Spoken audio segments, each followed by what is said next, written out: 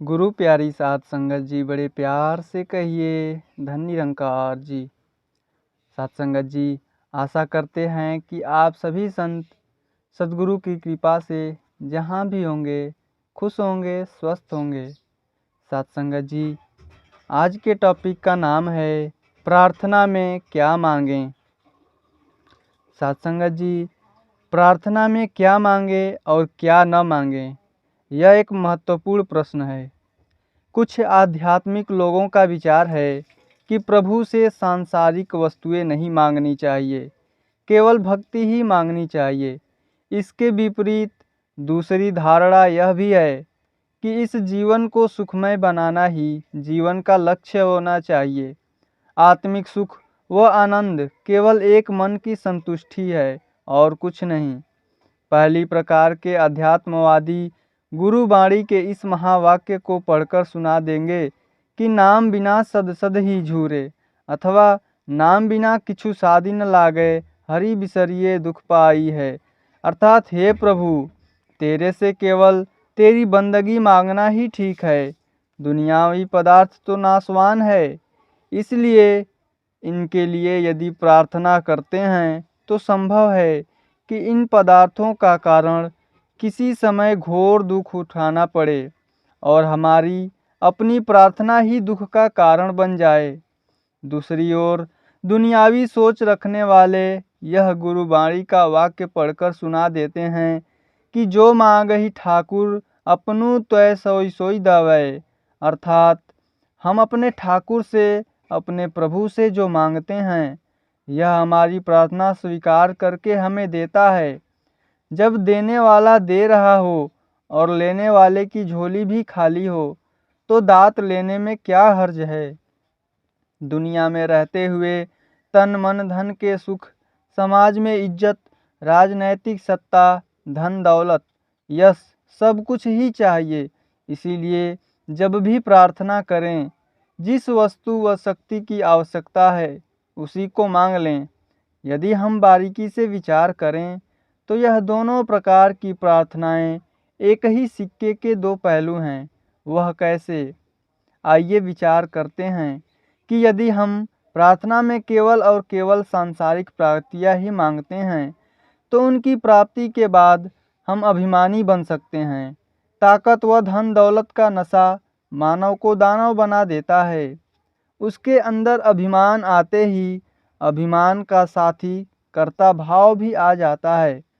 कर्ता पुरख तो केवल निरंकार है। जब तक हमें इसकी पहचान नहीं होती, तब तक यह ताकत व वैभव का नशा हमें ऐसा मदहोश कर देता है कि हम किसी को भी कुछ समझते नहीं हैं। कहते हैं कि अभिमानी व्यक्ति के पांव नहीं होते, अर्थात वह ज़्यादा देर तक टिकता नहीं है। उसका अभिमान ही उसके पतन का कारण बन जाता है। अभिमानी व्यक्ति बहुत अकड़ कर चलता है। उसके बोलों से कर्तापन की बदबू आती है। वह दूसरे लोगों को बुरा भला कहने लगता है। कहीं अपनी ताकत का गलत इस्तेमाल करके किसी के हक पर छापा मारता है, तो कहीं किसी अनजान व कमज़ोर पर अत्याचार करता है। इस तरह वह अपने पांव पर आप ही कुल्हाड़ी चला लेता है, क्योंकि वह कड़वाहट, दुख, पीड़ा, संताप के बीज बो रहा होता है, तो उसे सुख कहाँ से मिलेगा। इसीलिए भक्तजनों ने सदैव सजग किया है कि यह प्रभु ही हमारा पालनहार और दाता है। तन मन धन के सुखों और यश प्रशंसा के लिए चाहे प्रार्थना करो, परंतु साथ एक और प्रार्थना करें कि हे दातार, ये सुख संपत्ति, वैभव, यह इज्जत मान सब आपकी देन है। रहमत करना कि आपकी दी हुई ताकत एवं अधिकार का मैं सही इस्तेमाल कर सकूं। हे दातार, तेरी दी हुई तन मन धन व पदवी की शक्ति मैं सत्य संदेश फैलाने में लगा पाऊं। मेरे कदम सदैव परोपकार के मार्ग पर अग्रसर रहें। इस प्रकार भक्त सांसारिक पदार्थ भी मांगता है, पर इन्हें भक्ति का साधन बना लेता है। यह दातें अब इसकी बंदगी में बाधक नहीं, बल्कि साधक हैं। तन मन धन के सुखों को वह सेवा सत्संग सुमिरन के साधन बना लेता है। वह जो चारपाई पर पड़ा है वह पर पीड़ा के हरने का कार्य कैसे कर सकता है। अब उसे भक्ति के लिए शारीरिक तंदुरुस्ती चाहिए। भक्ति का एक पहलू सेवा और सत्संग है। सेवा और सत्संग के लिए शरीर स्वस्थ और धन चाहिए। तभी भक्त प्रार्थना करता है कि साईं इतना दीजिए जामे कुटुंब आए, मैं भी भूखा ना रहूं साधु न भूखा जाए। अब भक्त का प्रार्थना में मांगा गया सुखद घर परिवार जो उसके परोपकार के कार्यों में सहयोगी सिद्ध हो। कोई भक्ति से दूर भागना नहीं। यदि परिवार के सदस्य किसी कल्याणकारी कार्य को करने के लिए उसे प्रोत्साहित करते हैं तो वह परिवार का मोह, परिवार का मिलन भी उसके लिए भक्ति में साधक बन जाता है, बाधक नहीं। घर परिवार में संतों को बुलाकर सेवा करने के लिए घर भी चाहिए और परिवार भी। साथ संगत जी, निरंकारी मिशन घर परिवार में रह कर के गृहस्थ की जिम्मेदारियों को निभाते हुए भक्ति करने की युक्ति सिखाता है। यह इसलिए कि यदि परिवार का एक सदस्य कहीं भटक जाए, उसके विचार एवं कर्म गुरुमत के विपरीत जा रहे हों, तो परिवार के अन्य सदस्य उन्हें पुनः सही डगर पर ले आने के लिए प्रार्थना और प्रयास करें। इस प्रकार गुरु भक्त परिवार का मांगना माया में लिप्त होना नहीं, बल्कि माया में रहकर प्रभु को पाना है। पूरा परिवार सेवा सिमरन सत्संग के साथ जुड़ा रहे, कोई गलत मांग नहीं करे।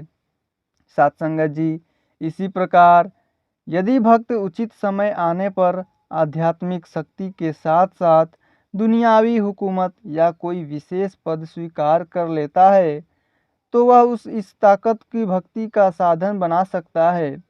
यदि वह अपने अधिकार एवं शक्ति को इस भावना से स्वीकार करता है कि इस ताकत द्वारा वह सत्य का संदेश फैला सकेगा, इस धरती पर निरंकार की सच्ची हुकूमत कायम करने में तिनका भर सहयोग दे पाएगा, तो यह प्रार्थना कोई गलत नहीं।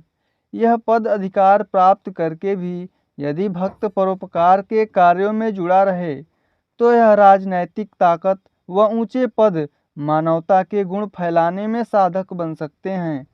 जैसे महाराज अशोक ने कलिंग के युद्ध में इतने बड़े पैमाने पर जान व माल का नुकसान करने के बाद जब बौद्ध धर्म को अपनाया था तो अपना श्वास श्वास अपनी प्रजा की आत्मिक व मानसिक जागृति में लगा दिया। लोगों में प्रभु का भय और प्रेम भाव पैदा करके सदाचारी जीवन जीने की रुचि पैदा की। इस तरह परोपकारी जीवन वही जी सकते हैं जिनके अंदर समर्पण का जज्बा तीव्र हो, जो अपने तन मन धन के सुखों का त्याग कर सकते हों। इस भाव को सदैव बनाए रखने के लिए सदैव प्रार्थना का सहारा लेना पड़ता है।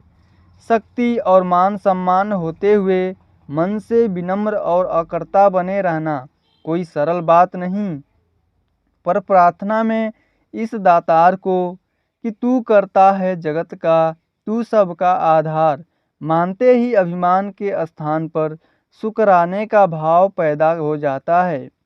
पद अधिकारी भक्त दातार का और भी अधिक शुक्राना करता है, जिसने उसे पद देकर कल्याणकारी कार्य करने का अवसर दिया, और मांगता है कि सुख सारी दुनिया दे, पा दे मेरी झोली बीच, फिर भी मिलाए रखें संतां दी टोली बीच।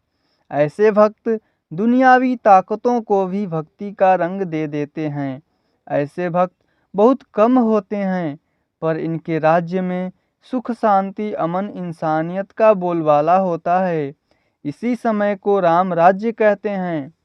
इस सारी व्याख्या का भाव यही है कि सांसारिक पदार्थ अथवा इनका इस्तेमाल बुरा नहीं, ना ही अपने दातार से प्रार्थना करके इनका मांगना बुरा है। बुराई तो तब आ जाती है जब हम इन सांसारिक मांगों के पीछे पड़ जाते हैं, हर समय दातार की जगह दातों को ही मांगते चले जाते हैं। जो कुछ दातार ने दिया है उसका सुख नहीं भोगते, क्योंकि जो नहीं मिला उसके लिए तड़प और बेचैनी बनी रहती है। पदार्थों और ताकतों की दौड़ में जीवन लक्ष्य भूल जाते हैं। भूल जाते ही ये प्राप्तियां अस्थाई नहीं अस्थाई हैं। केवल मृग तृष्णा है जो ज्यों ज्यों पूरी होती है त्यों त्यों बढ़ती चली जाती है और कभी पकड़ में नहीं आती। इन सांसारिक प्राप्तियों की लालसा हमारे मन की भावनाओं को दूषित कर देती है। दूसरों के अधिकार पर छापा मारना हम अपना अधिकार समझ बैठते हैं। लोभ लालच में फंसकर उचित अथवा अनुचित ढंग प्रयोग में लाते हैं। चोरी, व्यभिचारी, समलिंग और कत्ल और अन्य कुकर्म किसी न किसी हवस की पूर्ति के लिए कर बैठते हैं। तो सच तो यह है कि इंसान की ज़रूरतें तो पूरी हो जाती हैं, पेट तो भर जाता है, मन नहीं भरता, लालसा और ख्वाहिशें की भूख नहीं मिटती। इंसान की इस दुर्दशा को देखकर ही रब्बी पुरुषों ने मानव को संतोष धन प्राप्त करने के लिए मोड़ा। दुनियावी प्राप्तियों से रोका नहीं, परंतु यह प्राप्तियां जीवन के लिए हों, न कि जीवन इन दुनियावी प्राप्तियों के लिए। ऐसी चेतनता भी दी। इन प्राप्तियों के लिए शुक्राना जो करते हैं वही सुखमय जीवन व्यतीत करते हैं। ऐसे भक्त ही प्रार्थना करते हैं, हे प्रभु, यह सुंदर शरीर तेरी बख्शी अनुपम सौगात है। मेरी इन आँखों में तेरा नूर है। जैसे तेरा नूर निर्मल और पावन है, ऐसे मेरी आंखें भी निर्मल रहे। किसी पराई औरत व किसी पराई वस्तु को देखकर फिसल न जाए। हे सद्गुरु, जैसे आप किसी के अवगुण और गुनाहों को नहीं देखते, इसी तरह मेरे इन नयनों में भी इतनी तौफीक भर दो कि मैं हर मानव के गुण ही देख सकूं। हे सद्गुरु, यह आंखें तेरे और तेरे प्रियजनों के नूरी दर्शन करने के लिए मिली हैं। यह सदा तेरे दर्शन के लिए प्यासी रहें और हर समय यही प्यास हो। दर्शन देखी जीवा गुर तेरा, पूरन करमू होवे प्रभु मेरा। हे सृजनहार, तू तो भिन्न भिन्न रंग के आकार के फूल एक ही क्यारी में खिलाकर मुझे दिखा रहा है कि यह फूल एक दूसरे को सहन करते हैं, एक दूसरे से द्वेष की भावना अथवा जलन नहीं रखते, तभी तो सुंदर लगते हैं। हे परम दयालु, मुझे शक्ति दे कि मैं अनेकता में व्यापक एकता को देख सकूं, यह समझ सकूं कि यह अनेकता सौंदर्य बढ़ाने के लिए है, सहनशीलता सिखाने के लिए है। यह रचना मेरे स्वामी की है, इसलिए मुझे भी प्रिय हैं। हे दाता, मुझे भी ऐसी सहनशीलता बख्शो कि मैं सभी को अपना समझ सकूं, क्योंकि तू मेरा अपना है और यह सारी तेरी रचना है। हर किसी को फलता फूलता देखकर खुश हो सकूं। इसी प्रकार एक गुरसिख प्रार्थना करता है कि हे दाता, ये कान सदा तेरी स्तुति सुने और जिह्वा तेरे गुण गाए। इस जिह्वा से कभी ऐसे कड़वे बोल न निकलें जो किसी के हृदय को दुखा दे। हे मेरे दातार, मेरी कर्म इंद्रियों का संबंध तो मेरे मन से है। रहम करो दाता, मेरे मन में सदा शुभ भावनाएं ही जन्म लें।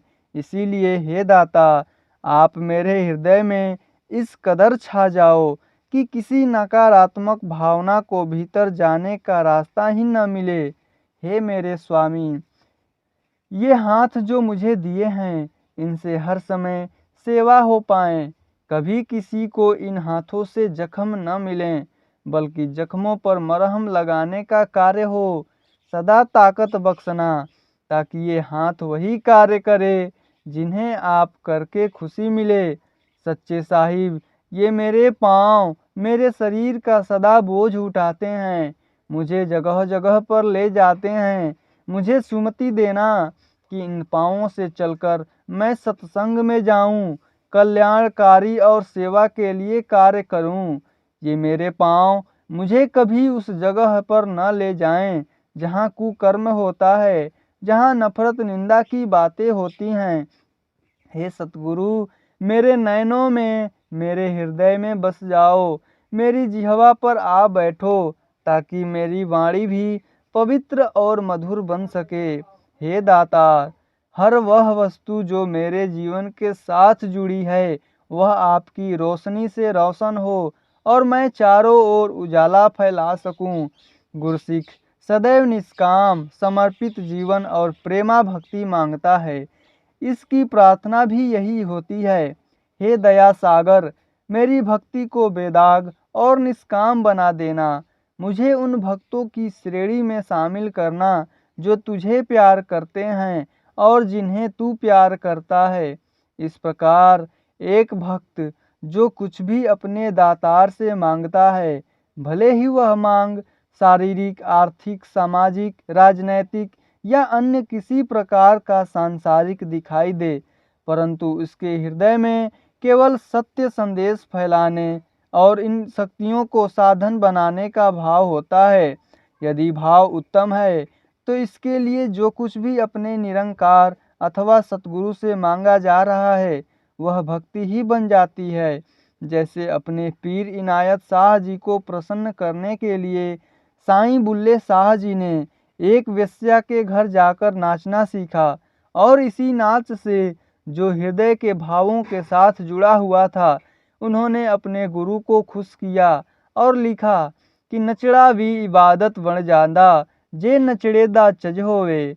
अर्थात यदि भक्ति भाव से मुर्शिद के प्रेम में नाचा जा रहा हो तो वह मन लगी नहीं बल्कि भक्ति है। इसलिए गुरसिख अपनी प्रार्थना में सदैव कहता है कि हे दयालु पिता, हर वह वस्तु और शक्ति जो मुझे आपके चरणों के संग जोड़े रखे और इस सत्य के मिशन को फैलाने में सहायक सिद्ध हो सके, मुझे बख्श देना। और हर वस्तु वह जो शक्ति जो मेरी प्रेमा भक्ति में बाधक बने, मेरे लाखों बार मांगने पर भी उसे कभी मत देना। सात संगत जी बड़े प्यार से कहिए, धन निरंकार जी।